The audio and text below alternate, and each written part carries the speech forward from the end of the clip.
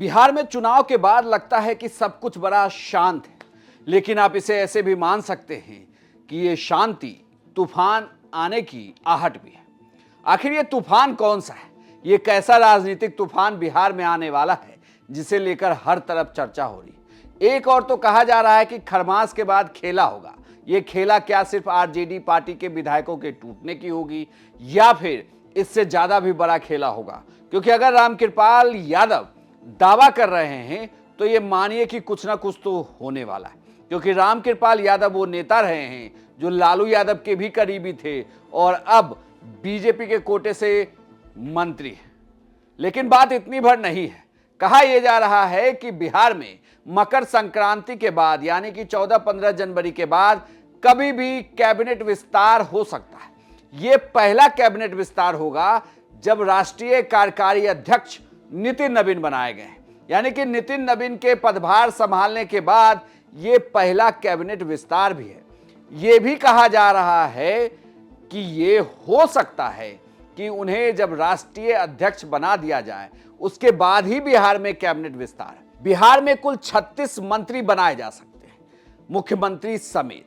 अभी भी 10 पद खाली हैं। यह कहा जा रहा है कि ये 10 पद जेडीयू और बीजेपी के कोटे से भरे जाएंगे। लेकिन इसमें अभी भी ट्विस्ट है। ट्विस्ट इसे ऐसे मानिए क्योंकि अप्रैल में राज्यसभा की 5 सीटें जब खाली हो रही है तो जो हम पार्टी और उपेंद्र कुशवाहा की पार्टी की जो मांग है और जिस तरीके से इनके विधायकों को लेकर बार बार खबरें आ जाती है, तो ये कहा जा रहा है कि इस खेले में ट्विस्ट ये मानिएगा कि जो ये कि कोटा सिर्फ बीजेपी या जेडीयू का नहीं है, कोटा हम का भी बढ़ सकता है। क्योंकि जीतन राम मांझी कह रहे हैं कि भाई वादा तो गृह मंत्री अमित शाह ने किया था कि उन्हें राज्यसभा की एक सीट दी जाएगी, लेकिन दी कैसे जाए जब बीजेपी और जेडीयू अगर अपने अपने कोटे से 2 भेज दे तो फिर जो 5वीं सीट बचती है उसका होगा क्या? क्योंकि ये गुना गणित जो 41 वाला है इस चक्रव्यूह में, तो हम पार्टी पीछे है। लेकिन बड़ी बात यही है कि कैबिनेट का विस्तार होना है।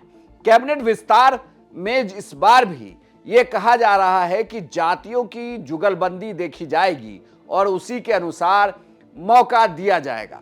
अब यह भी कहा जा रहा है कि पिछले बार जो मंत्री रहे उसमें से कईयों को बीजेपी ने ड्रॉप किया, नए चेहरे लेकर सामने आ गए। तो क्या यह माना जाए कि जो पुराने चेहरे छूट गए थे उन्हें वापस मंत्रिमंडल में लाया जाएगा? ये सब कुछ फिलहाल कहा जा रहा है, लेकिन नजर इस बार नितिन नवीन पर भी होगी, क्योंकि उनके राष्ट्रीय कार्यकारी अध्यक्ष बनने के बाद बिहार में कैबिनेट का विस्तार होना है और इसकी संरचना कैसी होगी, बीजेपी से किसे मौका मिल रहा है, ये सब तय करने में जो कल तक विधायक रहे या अभी भी वो विधायक हैं बांकीपुर की सीट से, नितिन नवीन, वो भी तय करेंगे इसे कि बिहार में मंत्री कौन बनने वाला है।